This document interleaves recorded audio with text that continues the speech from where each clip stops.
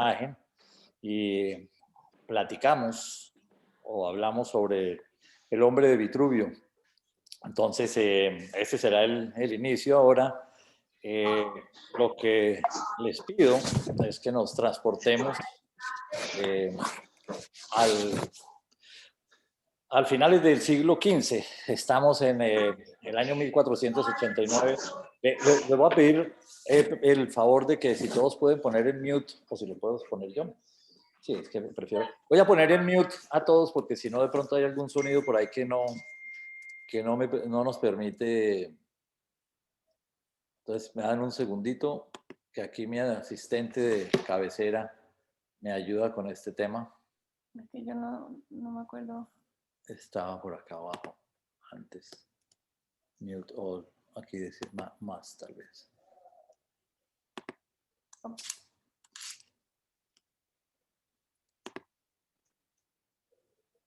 Perdón un segundito. No, papi, sigue. Bueno. Sigue, si no, a ver, vamos. La devuelvo.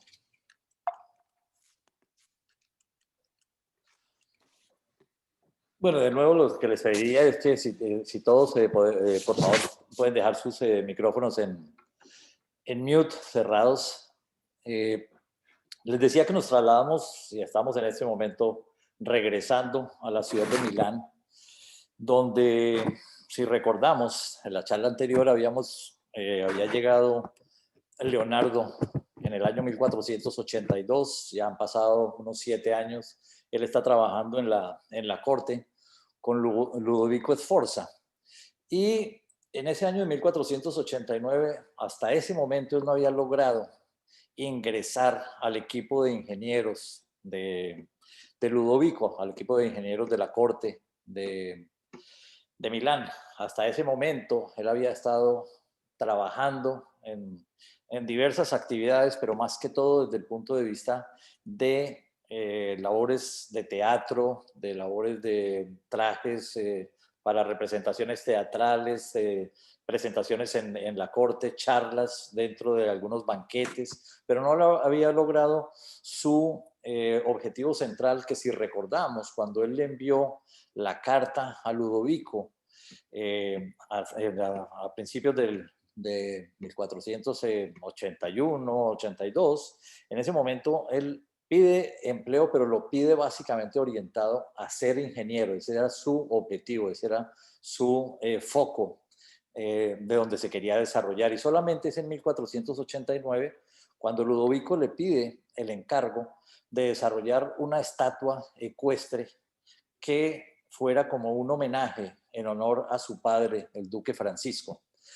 Y Leonardo recibe este encargo y decide que si Ludovico quería hacer realmente una estatua colosal, la iba a hacer realmente colosal. Debería ser, según su perspectiva, la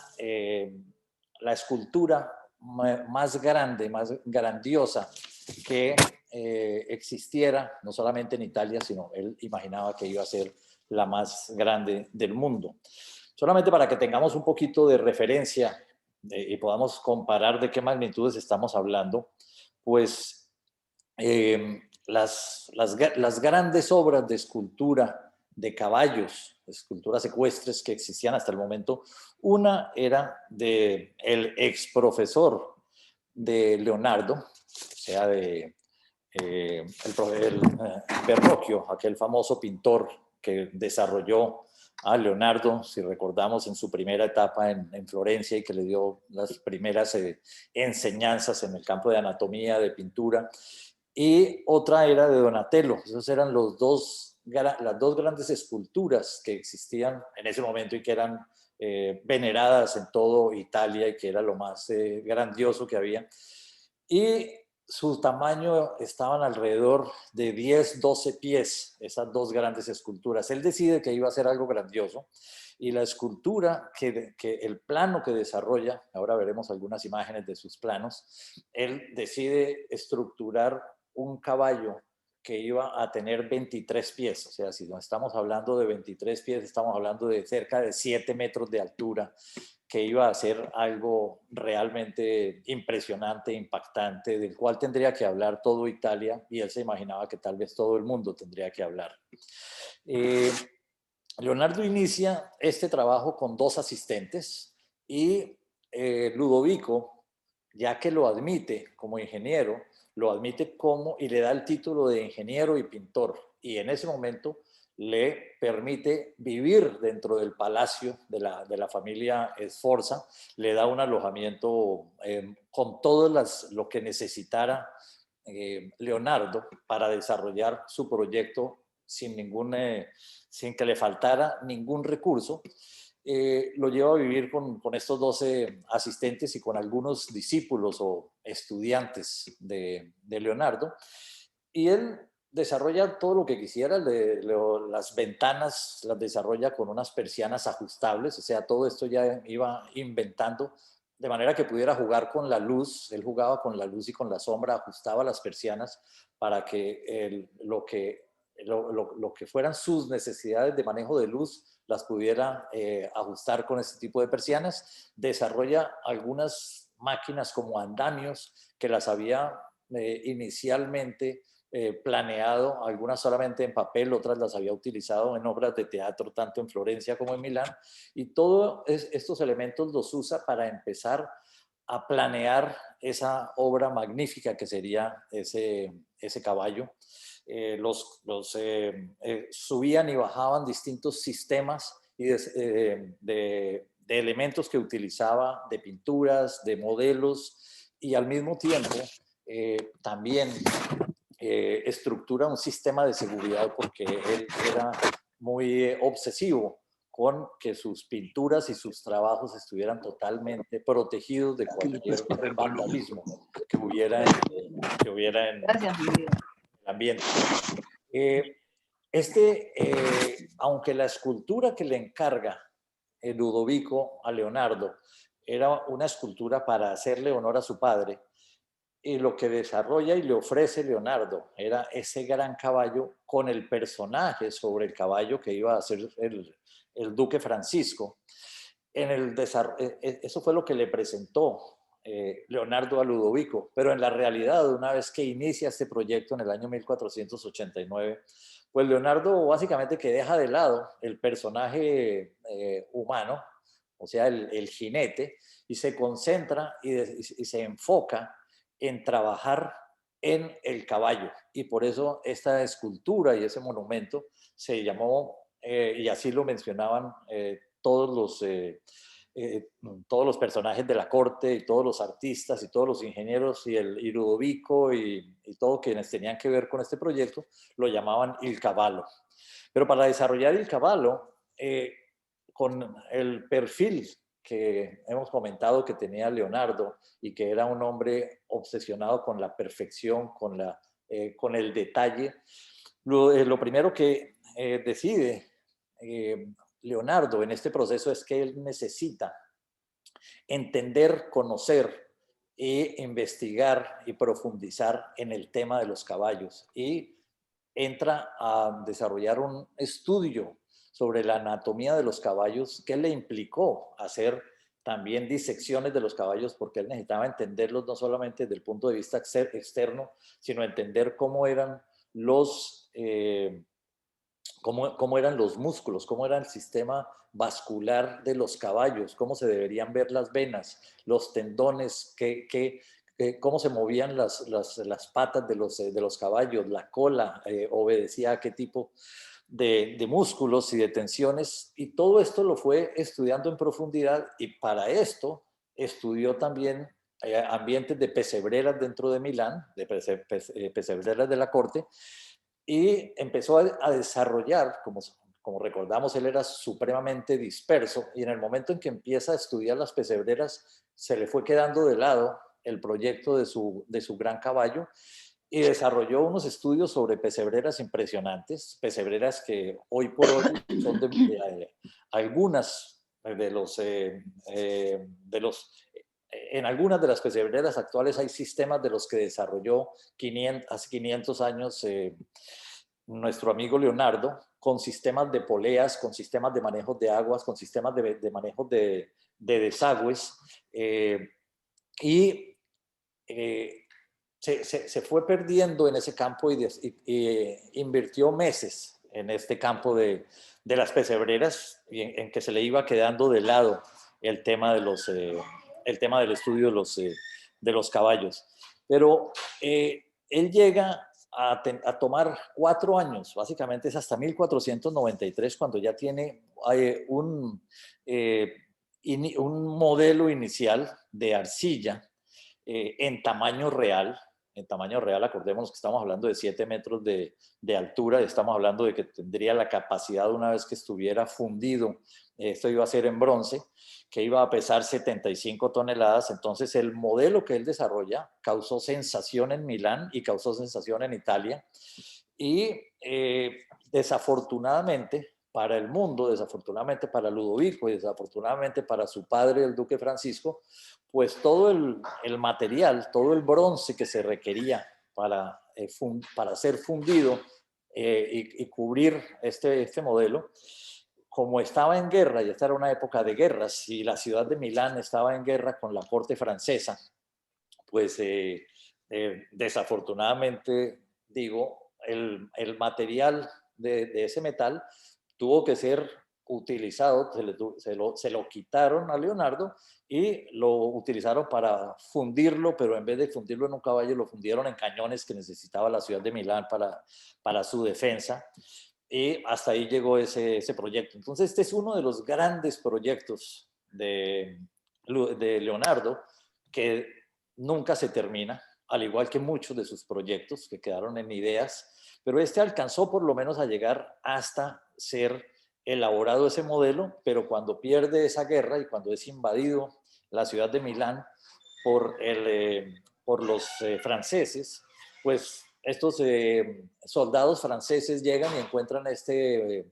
modelo gigantesco de arcilla y lo utilizan como un elemento de tiro al blanco, o sea, de ser utilizado para prácticas de tiro con arco, y hasta ahí llegó y ahí se termina este gran proyecto, que fue su primer proyecto pagado, que fue su primer proyecto de gran ingeniería, y en el cual, como veremos en estas imágenes, si la logro pasar, que creo que sí, vemos algunas curiosidades que son bastante interesantes. En la imagen de la izquierda, ustedes ven una pata recogida digamos, de la mano o de la pata delantera del caballo, en la cual hay una cantidad de números. Aquí podemos ver el nivel de detalle cuando Leonardo decide llevar a cabo este proyecto del caballo. Pues aquí simplemente hay, en este dibujo, en este bosquejo de esa pata, hay 27 medidas que él tomó. Él tomaba el casco, él tomaba entre la rodilla y el tamaño del muslo, el ángulo, las inclinaciones. O sea, es un trabajo realmente espectacular. Y aquí tenemos el boceto a la derecha de lo que iba a ser originalmente el caballo. El caballo, si lo vemos, iba a estar parado en 2 patas, en las patas traseras. Debajo hay un bosquejo de lo que era un soldado donde estaba ganando la batalla, digamos, este duque de Francisco. Y este soldado de abajo pues nunca llegó a participar realmente en nada del proyecto, y como decíamos, el hombre también básicamente quedó fuera, este duque, y toda la labor se centró en la elaboración de este fantástico monumento o il cavallo. Dada la magnitud de ese monumento, de esa escultura, vemos aquí una serie de dibujos en la parte izquierda de sus pantallas, en la cual no solamente era desarrollar el caballo era una parte del proyecto, pero él tuvo que desarrollar una serie de máquinas y proyectar cómo se iría a mover, cómo se iría a levantar, cómo se irían a manejar las distintas partes, tanto de arcilla como del metal, y cómo se iría a elevar cuando se necesitara elevar de cierta forma y balancear para que pudiera quedar donde que quisiera que quedara exhibido ese caballo. Aquí a la derecha vemos un detalle pues con el nivel de detalle que manejaba sus obras Leonardo, los cuales lo que era como la estructura, digamos, de la parte del pecho y del cuello del caballo con un nivel de exactitud impresionante, que esto fue lo que utilizó. Este fue el primer caballo que se supondría, la primera escultura de esta magnitud,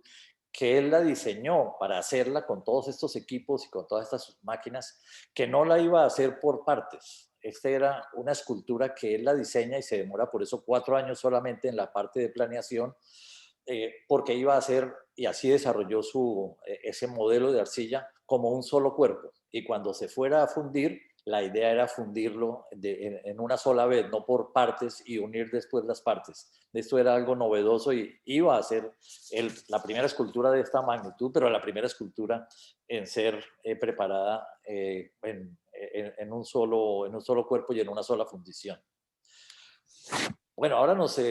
salimos del ambiente ecuestre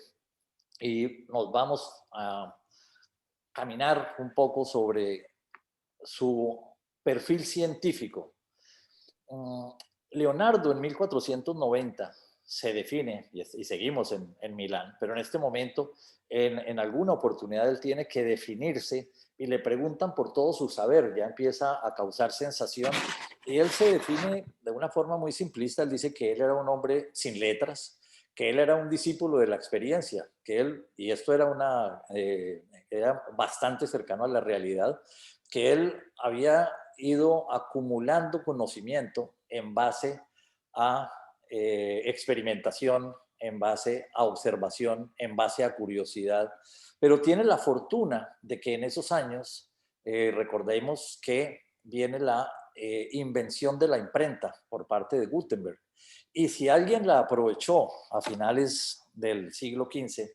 ese alguien fue Leonardo da Vinci. Se volvió un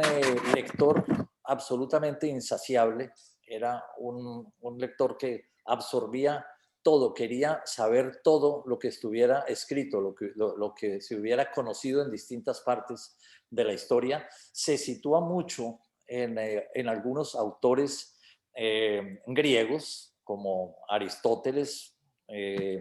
como Arquímedes, y adicional a eso,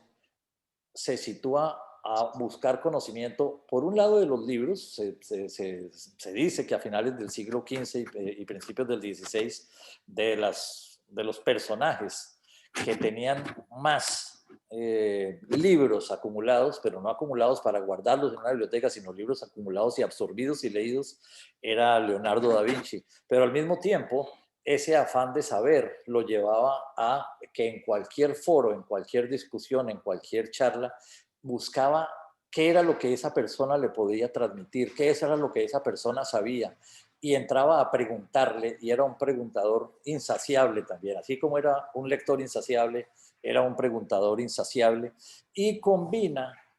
simultáneamente esa teoría que iba adquiriendo en base a preguntas y en base a lectura con la práctica. Él era así como era curioso, era una persona que se basaba mucho en experimentar, en entender a base de experimentos repetitivos o cambiando variables, buscaba confirmar la causa de cualquier tipo de aspecto que quisiera evaluar, que quisiera conocer, tanto del movimiento de las aguas, el movimiento del viento, los temas de perspectiva, los temas de luces. Él desarrollaba experimentos, los repetía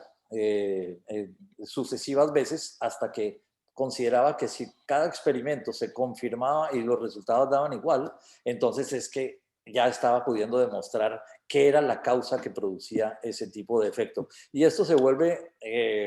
muchísimo tiempo antes de que se desarrollara el famoso método científico y la revolución científica con Galileo. Leonardo lo estaba desarrollando de una manera, digamos, empírica o personal unos 100 años antes de esto. Aquí tenemos algunos dibujos o bosquejos de todo lo que iba él conociendo y cómo lo iba plasmando, porque acordémonos que para Leonardo la forma de plasmar conocimiento era mediante el dibujo, mediante la escritura, y así es que plasma cantidades de conocimientos. Este ámbito científico de Leonardo le permite entender la naturaleza basada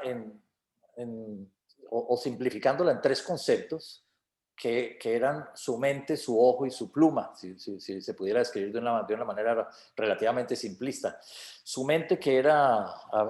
absolutamente privilegiada, porque era, es decir, el nivel de conocimientos y de todo lo que absorbía era una mente totalmente privilegiada, pero la combinaba con un ojo que observaba absolutamente todo lo que pasaba y lo que a nosotros, a todos los humanos se nos pasa y simplemente pasamos desapercibidos. Él no perdía detalle de absolutamente nada. Y la pluma de él que le permitía todo aquello que la mente desarrollaba o todo aquello que el ojo veía, su pluma era absolutamente fantástica y le permitía plasmarlo en papel, como vemos en innumerables dibujos y bosquejos, o como vemos en esta ala de un pájaro con un nivel de detalle espectacular, ¿sí? Entonces, esas dotes de observación combinadas con esa fanática y fantástica curiosidad lo llevan a conocer y a estar permanentemente conociendo y desarrollando teorías y estudios en todos los campos en que se estuviera moviendo. Su amor por la naturaleza es totalmente espectacular en todos los campos, o sea, si recordamos, hablábamos de que él en la naturaleza gozaba y era un observador y un conocedor tanto desde el punto de vista de animales como desde el punto de vista de ríos, de lagos, de árboles, de bosques, o sea, todo lo que fuera naturaleza para él tenía un gran encanto y desarrollaba para él un gran amor. Y lo que Verrocchio le enseñó, que hablábamos de todo ese tiempo que pasa con Verrocchio en su estudio en Florencia, y que le dio todos los primeros elementos de aprendizaje sobre el movimiento y que le causan una gran fascinación, lo llevan a seguir muy de cerca lo que son las aves y desarrolla unos estudios de vuelos de las aves y lo combina con los vuelos de las aves con lo que eran las dinámicas de fluidos, donde busca entender en qué se basaban las aves para volar y busca entender en qué se asimilaban la dinámica la aerodinámica y la aerostática del vuelo de las aves con lo que eran la dinámica de fluidos y desarrolla una serie de analogías entre lo que era la parte hidrostática con lo que era la parte de aerostática o de aerodinámica y desarrolla unos, unos estudios tremendamente profundos, dentro de los cuales más de uno de los que conocieron los estudios que él hizo sobre las aves le pidieron que escribiera, que desarrollara y que compartiera en un solo tratado todo lo que él había conocido sobre las aves. Se conocen más de 500 dibujos que lleva a cabo en esa época sobre las aves y se alcanzó a motivar y alcanzó a iniciar lo que se conoce como el Códice sobre el vuelo de las aves, pero que al igual que distintos tipos de tratados durante toda su vida, ese quedó inconcluso y ese nunca fue compartido ni publicado.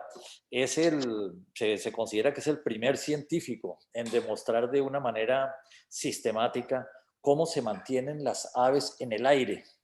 pero entró a profundizar en ese tema y es el primer científico que, tratando de explicar esto, desarrolla estudios sobre la gravedad, sobre las fuerzas que existen entre un objeto y otro y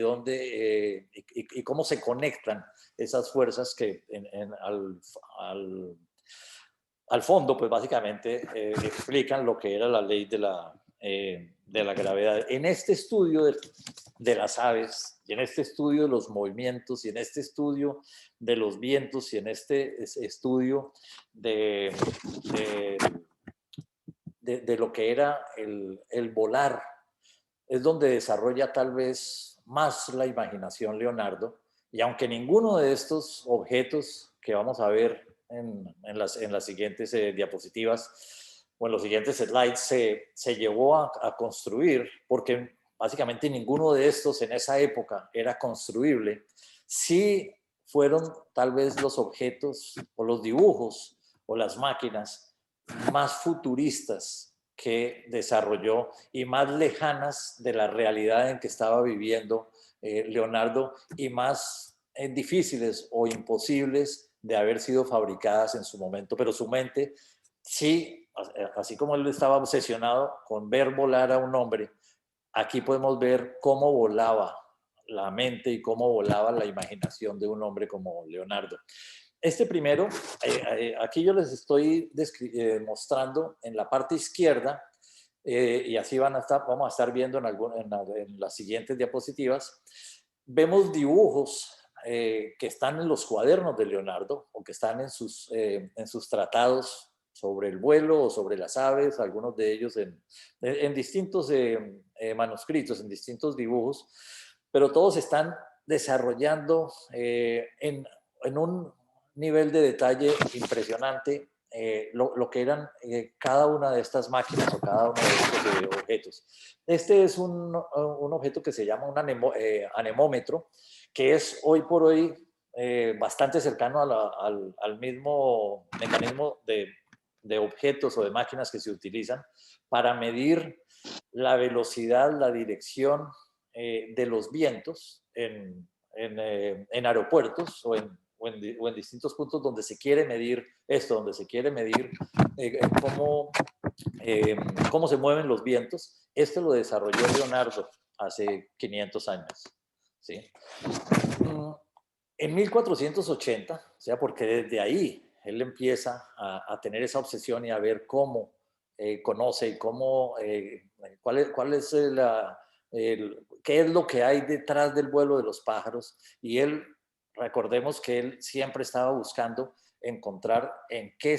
cuáles eran las analogías entre las distintas partes de la naturaleza. Estamos hablando entre animales, como los pájaros, entre el mundo como un todo, entre el hombre, entre el movimiento de las aguas, y él buscaba desarrollar analogías. Aquí, en su caminar y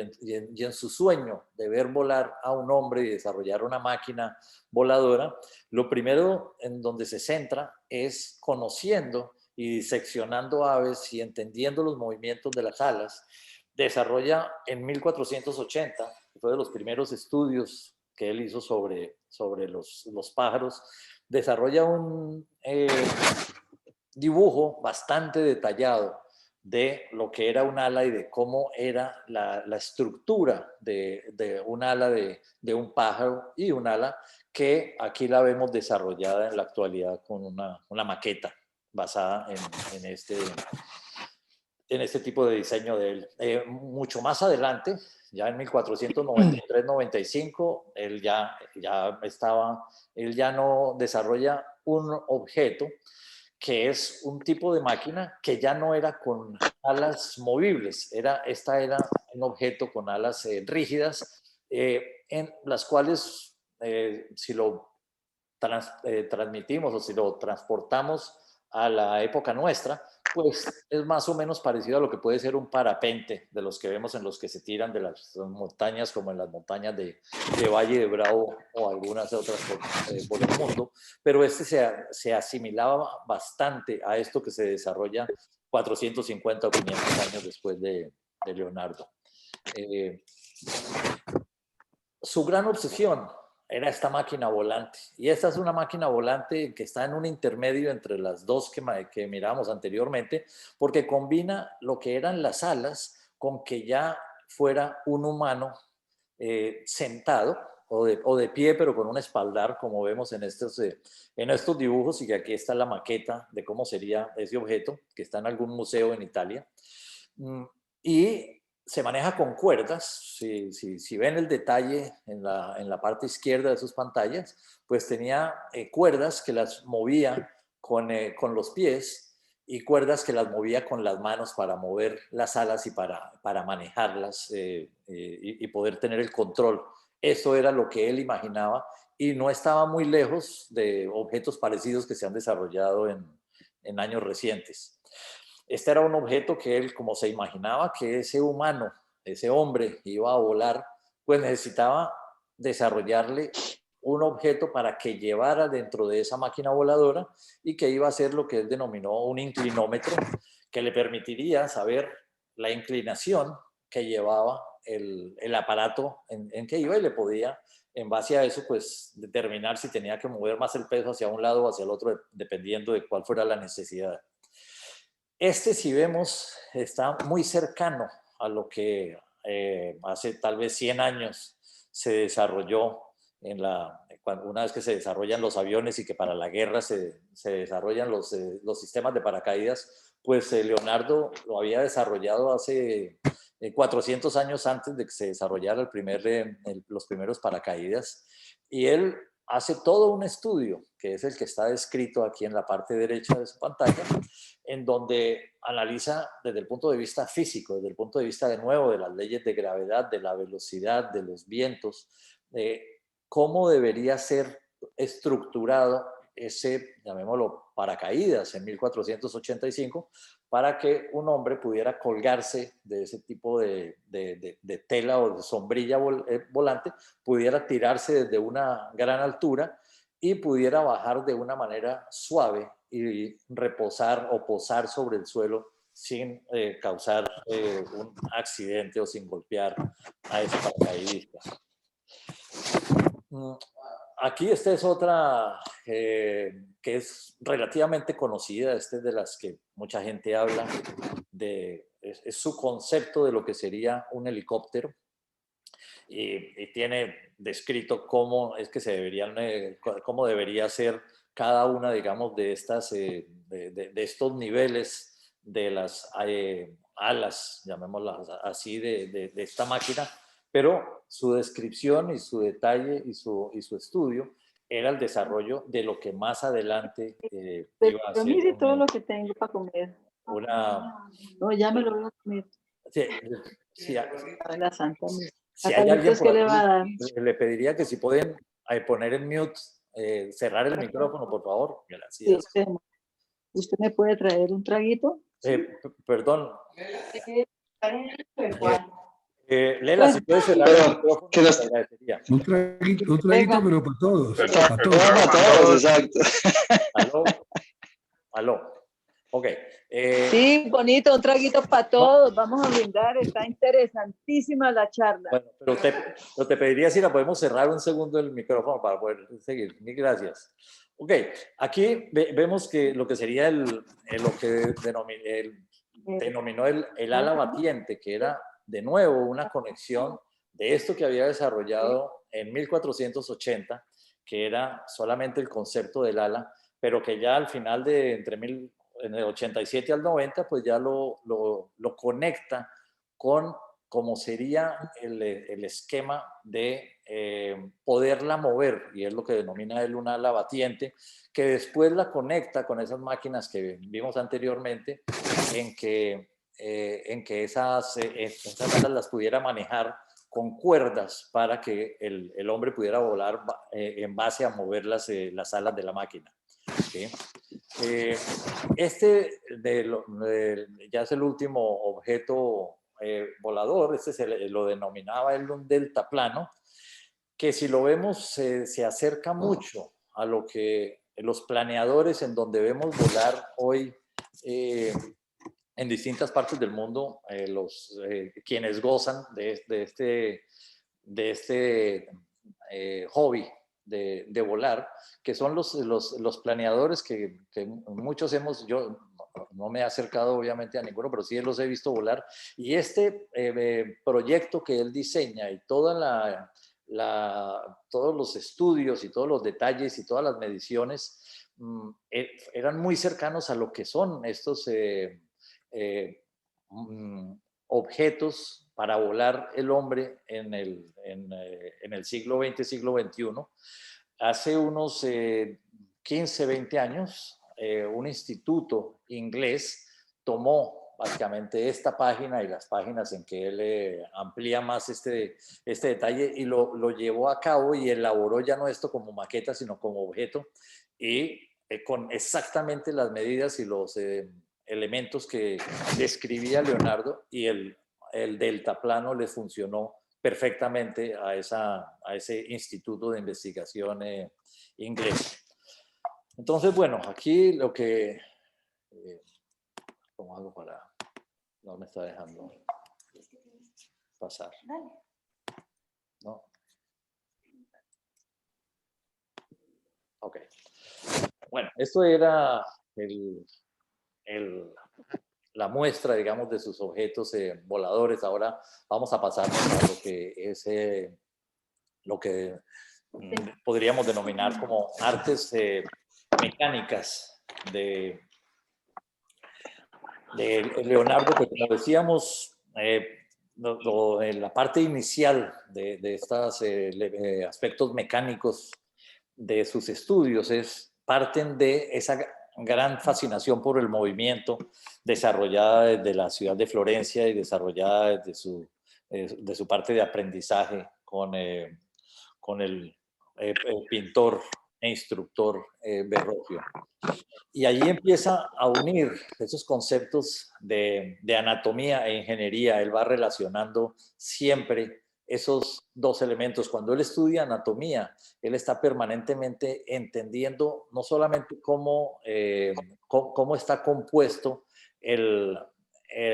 cuerpo humano, cuál es la función de cada uno de los músculos, de los tendones, las funciones de palanca que existen dentro del cuerpo humano, sino que las va asociando con ingeniería, va entendiendo desde un punto de vista de ingeniería. Y a él le funcionaba muy bien esa mentalidad de ingeniería con ese conocimiento de la anatomía, porque iba asociando perfectamente los movimientos y la función de cada una de las partes. Y él permanentemente, reitero, pues todo lo que iba conociendo, todo lo que iba desarrollando, lo iba dibujando, porque esos dibujos para él se le vuelven una herramienta en la que no solamente plasma lo que iba conociendo, sino que al mismo tiempo iba ideando, iba innovando, iba desarrollando conceptos nuevos en base a lo que iba conociendo y a lo que se iba imaginando con esa mente gigantesca y totalmente imparable que tenía Leonardo. Él no solamente estudió el cuerpo humano, él cuando hacía una disección básicamente despiezaba, o sea, entraba en absolutamente todos los detalles de ese cuerpo humano. Y como parte de esa mecánica y de ese estudio de los movimientos, algo que lo obsesionó a él era el estudiar y el tratar de entender por qué no había el movimiento perpetuo. Él consideraba que tenía que haber algo que lo explicara, y él logra estudiar y entender que el movimiento perpetuo no se daba por lo que él define como leyes físicas, de que es la fricción que hace que se pierda energía. Esto es un concepto que uno lo podría considerar bastante simple en el día de hoy, pero esto desde el punto de vista físico y de entender el movimiento de las aguas, el movimiento de la operación del viento, la dinámica o la aerodinámica, y el por qué se detenía un movimiento, es lo que él lo describe él como la fricción que se desarrolla para que se pierda la energía. Él desarrolla entonces todos esos elementos, una visión mecanicista del mundo mucho antes de que Newton la desarrollara.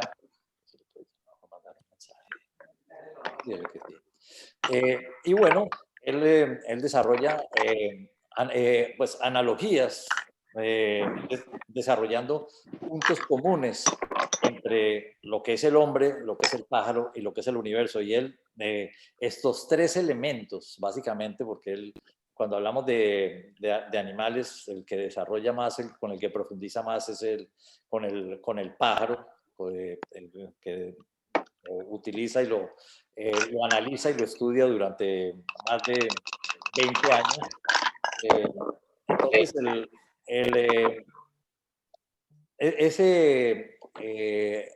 esa conexión de búsqueda de puntos comunes la maneja y la simplifica, describiendo básicamente que estos tres elementos son máquinas, tanto el hombre como el pájaro, como el universo, y describe esas conexiones en base a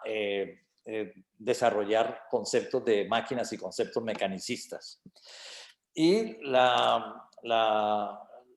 forma de plasmar en dibujos muchos de estos conceptos y muchos de estos elementos la basa en geometría. No es tanto la parte matemática, es muchísima la parte de geometría la que él desarrolla con grandísima profundidad para lograr entender y para desarrollar las leyes de perspectiva que utiliza permanentemente en todas sus obras y en todas sus, particularmente en todas sus pinturas. Este es un elemento, un tipo de un artefacto que desarrolla Leonardo para estudiar y para plasmar y para poder comunicar con sus discípulos el por qué el movimiento perpetuo no existía, y lo plasma y lo define en base a la fricción, como decíamos anteriormente. Ahora nos movemos a lo que es el estudio de la naturaleza humana. La anatomía humana, que él empieza de nuevo a estudiar desde que él tiene 13, 14 años, hasta el final de su vida, porque él nunca para de estudiar la anatomía humana, es porque siempre fue la base para mejorar su arte. Recordemos que Leonardo no pinta nunca una figura humana, no pinta nunca un retrato, no pinta nunca un grupo, desde lo que hacen la mayoría de los pintores, que es pintar lo que están viendo y tal vez plasmar un retrato. Él empieza siempre desde lo más profundo, él empieza siempre con desnudos y muchas veces inicia sus obras pintando los músculos, pintando los tendones, pintando los huesos, y los va cubriendo, digamos, el hueso con el músculo, con el tendón, con la piel, y es hasta que llega a tener desnudos que después les pone sus trajes y después les pone la forma en que los va a conocer el público y la forma en cómo los va a dejar finalizados. Pero esa es la parte final de su trabajo. Entonces él desarrolla los conceptos de dibujo anatómico, pero en base a que son artes anatómicos. Y cuando él, como un ejemplo, cuando él desarrolla esos dibujos, digamos, de los cráneos y de las mandíbulas y de lo que está la dentadura de los hombres, ese tipo de dibujos es tan perfecto y es con las medidas exactas de cada una de las partes del cráneo, de los maxilares, de los dientes, que eso se volvieron y se volvieron una base muy fuerte durante muchísimos años de lo que son de lo que sirvieron para hacer tratados de odontología. Él siempre, si lo veíamos en el hombre de Vitruvio, él siempre busca estar conectando, y eso fue una constante dentro de su vida. Él siempre está conectando la medida universal del hombre con el cosmos, con el mundo, con la tierra, y siempre conectaba y trataba de entender y de descifrar cuál era la conexión de esos dos aspectos, el hombre como parte de ese cosmos. Y toda su vida estuvo buscando definir y entender más a profundidad esa conexión entre estas partes. Aquí vemos algunos dibujos espectaculares, como es el cráneo los cráneos en la parte izquierda, en donde, como les decía, son dibujos de cráneos de una grandísima perfección y con un detalle de medidas, que tal vez ustedes ven algunas líneas en la parte inferior izquierda de lo que era la distancia de un hueso a otro en la columna vertebral, entre entre los dientes. Describe con gran exactitud lo que eran las distancias y las proporciones entre uno y otro. Y aquí en esta figura central vemos una cantidad de líneas y de mediciones en lo que es un perfil de un hombre, donde mide distancias entre el ojo, de la nariz a la boca, de lo que eran desde un punto de vista de figuras geométricas, distancias, proporciones, y en el de la derecha lo mismo, o sea, las proporciones dentro de la cara de las distintas partes y los dibujos y inclinaciones en base a triángulos, en base a distintas figuras geométricas. O sea, él dibujaba, pero era un dibujante apasionado con medidas desde un punto de vista de ingeniería para entender todas las partes del cuerpo humano. Aquí seguimos todavía estamos en Milán y llegamos a una sección muy interesante de lo que fueron lo que se denominan los retratos milaneses, donde hay 4 pinturas muy conocidas y muy importantes de este periodo. Las 3 primeras, de las más reconocidas durante mucho tiempo, una es el retrato de un músico, es el único retrato de un hombre. Usted tiene ese es el punto tal vez más importante de esta pintura, que ya la veremos, pero es el resto de pinturas siempre fue sobre mujeres, no obstante que su orientación era completamente hacia los hombres, ¿sí? Como homosexual que era nuestro amigo Leonardo. Luego vendrá la Dama del Armiño, que es el primer retrato, seguramente muchos la recordarán ahora que la veamos, que es el primer retrato con expresión de pensamientos de la modelo, y la otra es la Belle Ferronnier, que también es muy importante de esta época. Y la última que vamos a ver, que es la Bella Principessa, es una que solamente sale a la luz pública en el año 2009, porque estuvo andando por entre distintos coleccionistas de arte, y solamente es en el año 2009 cuando esta obra se vuelve muy famosa, porque se llega a dictaminar y a comprobar que efectivamente esta obra sí es de Leonardo. En el pasado había cambiado de manos, pero no tenía mucho valor porque era una copia, según se decía, de Leonardo, y duraron unos años en los cuales se llega a comprobar que sí efectivamente es una obra original de Leonardo, y la forma de comprobarlos fue después de grandes estudios y de rayos X y de cromatografía y bueno, 10.000 procesos que la forma de comprobarlo fue en base a una huella dactilar, porque Leonardo no firmaba igual que en esa época, no firmaban sus obras ninguno de los grandes pintores, pues Leonardo no pinta no firma sus obras, entonces ninguna de las obras está firmada, lo cual no permitía saberlo, de saber si sí era, pero con una huella dactilar que se encuentra después de 500 años, se logra comparar con algunas de sus obras donde sí se tienen huellas dactilares en distintas partes de sus pinturas y se confirma que sí es, y esta obra se confirma que es Leonardo en el año 2009. Entonces aquí tenemos este retrato del músico a la izquierda. Luego tenemos esta de la dama con el armiño, en que es donde se describe que es esta el primer retrato en que si uno lo mira detenidamente, pues ahí hay un pensamiento, ahí hay una línea, ahí hay una historia que podría estar, ella no es un retrato sin vida, es un retrato con una expresión de pensamiento que está teniendo esa modelo. Y aquí tenemos el de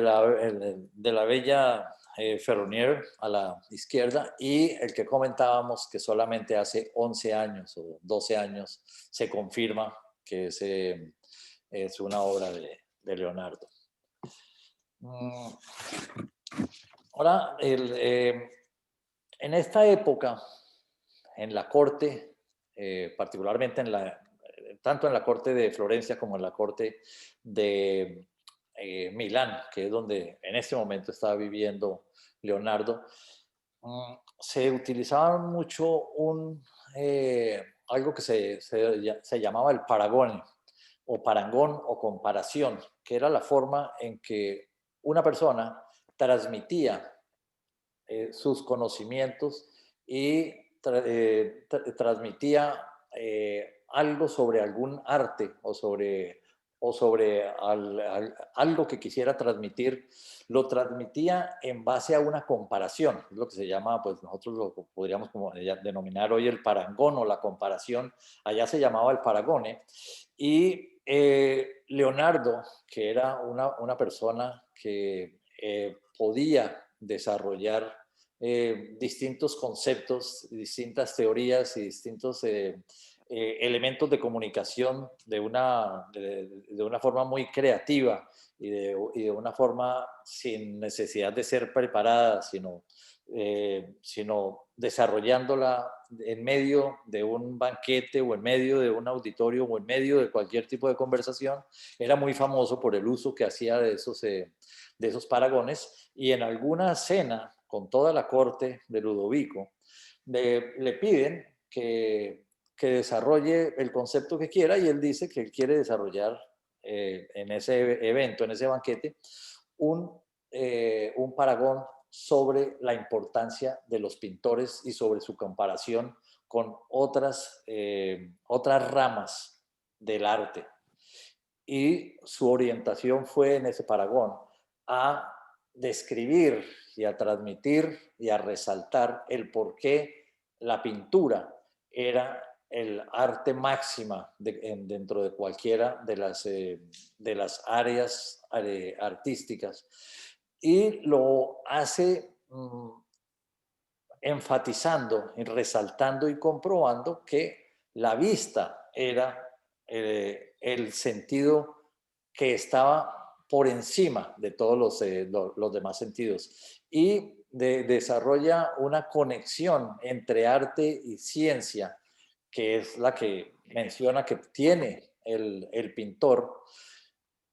que logra combinar la óptica y las leyes de la óptica con las matemáticas para fundirlas en lo que es el manejo de la perspectiva, y que estas dotes de un pintor de un alto nivel están muy por encima, y es lo que él transmite, que está muy por encima de todas las demás líneas o artes que existían en su momento.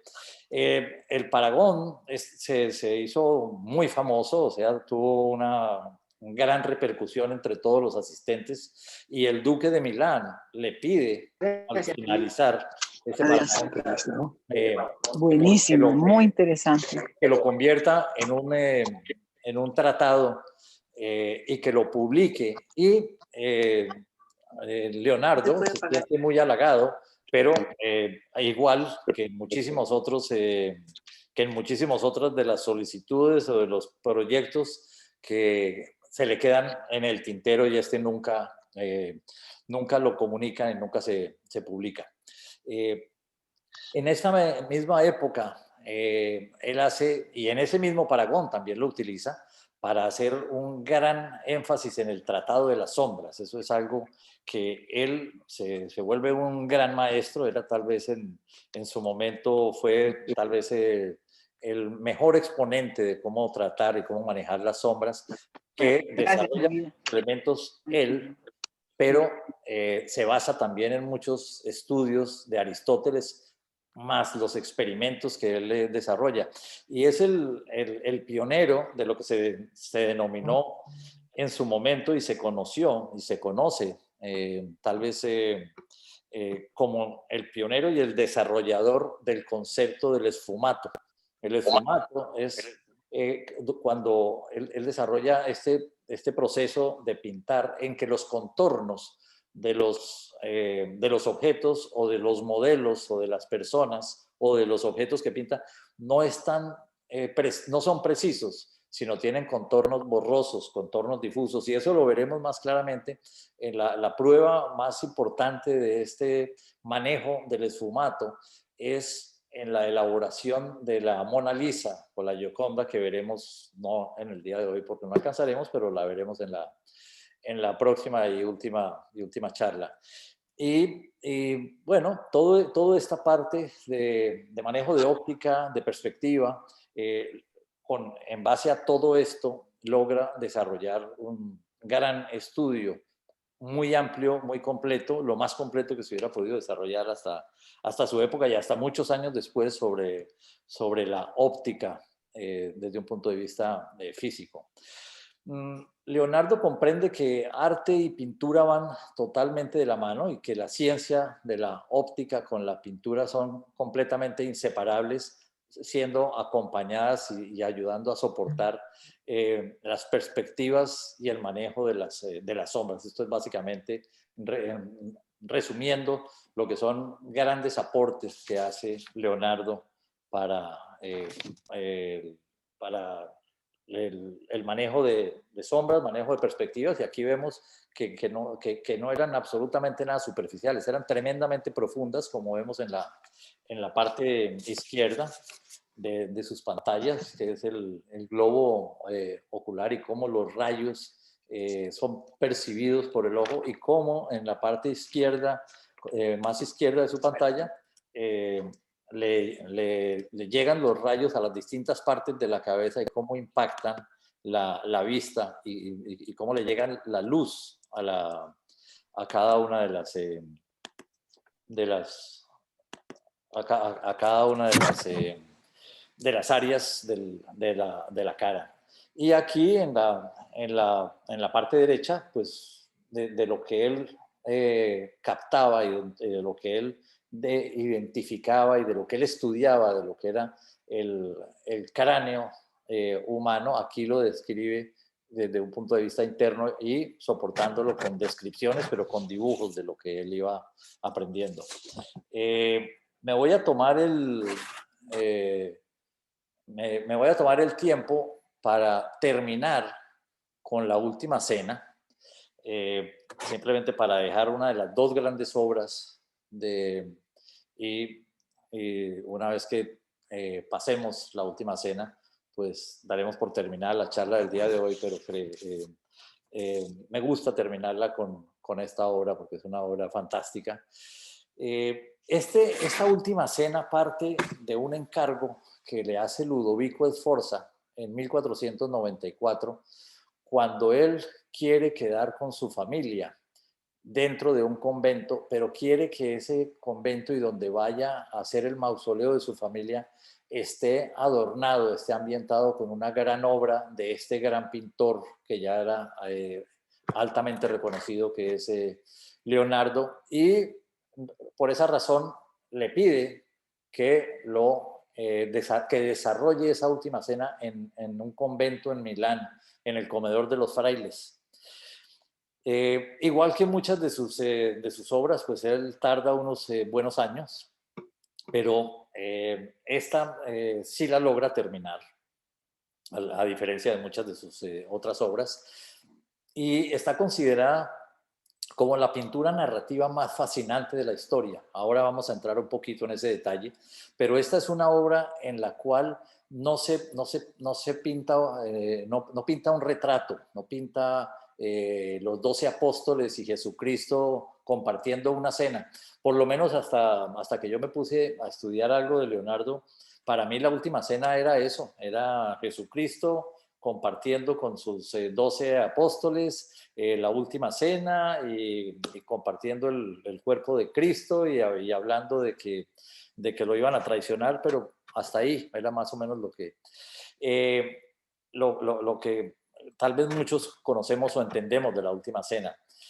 Pero ahora miraremos que esta obra, en esa obra, para lograrla desarrollar, la tiene que desarrollar utilizando sistemas muy complejos del manejo de la perspectiva, o sea, mostrando que es un tremendo conocedor o el mayor conocedor del manejo de la perspectiva, que ya lo vamos a ver, y tiene y transmite también o utiliza una destreza impresionante para plasmar el movimiento. Vamos a mirar ahora, pasaremos un par de minutos mirando la obra de la última cena, pero es interesante cuando ustedes la miren en cualquiera de las reproducciones, o si la miran en Google o en Wikipedia o donde quisieran, los gestos que logra plasmar nuestro querido Leonardo en esa obra. Y lo más importante es que cuando miremos esa obra, y si la miramos a fondo, vamos a entender que allí no hay una foto, aquí hay una comunicación de lo que están pensando cada uno de ellos, de los movimientos del alma de cada uno de los 13 participantes en esa última cena, de las emociones que cada uno está sintiendo, porque son completamente distintas las emociones de cada uno de esos 13 personajes, y los logra describir en base también no solamente a la cara de lo que están transmitiendo, sino al cuerpo. Cada uno de los 13 participantes está con un movimiento de su cuerpo distinto entre todos ellos. Entonces, él aquí no solamente captura un momento, sino realmente escenifica un drama. Aquí une él y aprovecha todos esos grandes conocimientos que tuvo durante su vida en Florencia y tuvo durante su vida en Milán, de trabajar en representaciones teatrales, y aquí Leonardo tal vez llega al punto más alto de lograr hacer una representación teatral escenificando un drama. Como Leonardo es italiano y como Leonardo vive en Italia y como Leonardo vivió hace 500 años en Italia, pues plasma y utiliza mucho lo que los italianos tenían hace 1000 años, hace 2000 años, y que siguen teniendo hoy en el siglo XXI, que es la utilización de las manos para comunicarse. Y eso lo vemos muchísimo en esta obra de la última cena. Y si se dan cuenta, yo creo que yo tengo algo de italiano, porque yo no puedo hablar sin las manos, yo tengo que hablar con las manos. Pero todos los 13 que están en esta obra debían ser ancestros míos, porque yo por allá tengo algo y si a mí me amarran las manos, yo no me puedo comunicar. Y creo que le pasaba lo mismo a los 12 apóstoles y a Jesucristo en esta última cena. Esta pintura lo que narra es ese drama en que Jesucristo está diciéndole a los 12 apóstoles: yo os aseguro que uno de vosotros me entregará. Y cada uno de los 12 está reaccionando a ese mensaje que le está dando, ¿sí? ¿Cómo le pagan? Ya lo vamos a ver, pero simplemente como anécdotas, el pago que le hacen es con un viñedo, y con ese viñedo él lo mantiene hasta su muerte. Y es una obra en que desafortunadamente él, como se la pasaba experimentando, en ese momento cuando él desarrolla esta obra magna de la Última Cena, él está utilizando sistemas novedosos de pintura, utilizando mezclas de un tipo de material con otro y desafortunadamente el resultado es que esa obra en muy pocos años se deteriora considerablemente y tiene que ser restaurada. La primera restauración muy a fondo tiene que hacerse básicamente 200 años después de ser pintada. Y después de eso se han hecho otras 5 restauraciones. O sea, en total, esa obra ha tenido 6 restauraciones. Está lo más cercano a la original, pero la última restauración que se hizo en el año 78, pues se tomaron 21 años en terminarla. Es muy difícil conocer esta obra en vivo y en directo, porque está dentro de ese convento y se tiene que hacer cita previa, o sea, quien quiera ir a Milán tiene que pedir una cita para poder entrar y entonces yo les voy a dar un anticipo aquí. Esta es la obra. Si vemos, la obra está estructurada en que Jesucristo está en el centro y hay 6 apóstoles a un lado, 6 apóstoles a otro, pero vemos que son de a grupos de a 3, o sea, ese es un primer elemento. Y cada trío de apóstoles está manejando su participación en la historia. Cada uno de los 12 tiene algún elemento, pero si vemos las manos de todos están participando activamente, porque todos son italianos, todos están aquí jugando con las manos de manera que puedan transmitir. Y si vemos, muchos de ellos tienen las manos hacia arriba, sus dedos. Eso es algo clásico de Leonardo, en que él pinta muchos de sus obras. Eso es como un sello de él, en que en sus obras siempre hay o uno o varios de los hombres con su mano y con sus dedos hacia arriba. Pero les voy a mencionar algo rápidamente. Los 12 apóstoles, como decía, estaban en grupos de a 3. En el extremo izquierdo se sitúa el grupo de Bartolomé, Santiago el Menor y Andrés, que manifiestan todos ellos una reacción inmediata de sorpresa ante el anuncio de Jesús. Bartolomé está alerta y está severo. Se dispone a ponerse de pie, a punto de levantarse, con la cabeza hacia adelante, como escribió Leonardo. El segundo trío, no les voy a leer todos los tríos, ustedes tranquilos que solamente les voy a leer hasta el segundo trío. El segundo trío de la izquierda lo forman Judas. Judas es el que está, el primero, digamos, del segundo trío, el que está con barba oscura. Ahí ya me parece que tiene Leonardo cierto aspecto de racismo, porque el pobre Judas lo pinta ya medio oscurito, ¿sí? Pedro y Juan. Judas es moreno, feo, con nariz aguileña, o sea, ya Judas es el culpable, no hay nada que hacer. Y aferra con la mano derecha la bolsa de monedas de plata que le han entregado a cambio de la promesa de traicionar a Jesús, cuyas palabras sabe que se refieren a él. Al inclinarse hacia atrás, tira un salero, algo que se observa con claridad en las copias antiguas de la pintura, pero no en su estado actual.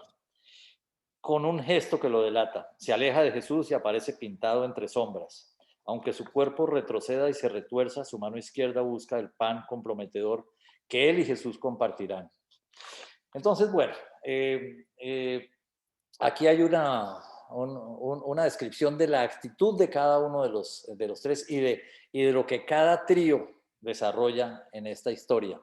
Y aquí algo muy interesante, en la parte izquierda, ustedes ven aquí el manejo de la perspectiva, o sea que no fue casual la manera en que, si ustedes ven a partir de la cabeza de Jesús, hay una línea completamente horizontal que es imaginaria, obviamente, pero que esa misma línea imaginaria le sirve de techo a la cabeza de cada uno. Ninguno de ellos se sale de esa línea imaginaria de los otros. Y la cabeza de Jesús, pintada esa perspectiva, sirve para mostrar las líneas de perspectiva que sirven para el techo y cada una de las de las líneas, digamos, de ese techo y de esas divisiones de las maderas que hay en ese techo, así como también hay unas líneas de perspectiva que sirven para manejar perfectamente bien la dimensión de lo que son las ventanas laterales y de lo que confluyen en lo que es la parte posterior de las ventanas que hay atrás de eso. Y aquí a la derecha, simplemente como por conocimiento de cómo es hoy, así está hoy la pintura de la Última Cena en este convento, aquí con un grupo de turistas que podríamos ser cualquiera de nosotros. Entonces, bueno, esto es hasta aquí quería llegar en el día de hoy. Tenemos todavía, nos queda a los que tengan la capacidad de aguante de una tercera charla de Leonardo, pues en los próximos, en el próximo par de días los invitaré y les definiré cuándo puede ser esta última charla. Seguramente va a ser en la semana del 8 de marzo, porque la semana próxima estaré viajando y necesito mi asistente de cabecera de tecnología. Pero espero que hayan disfrutado, como yo he disfrutado el meterme en estas profundidades de Leonardo. Me ha encantado y me ha encantado poderla compartir con todos ustedes. Entonces, pues muchísimas gracias y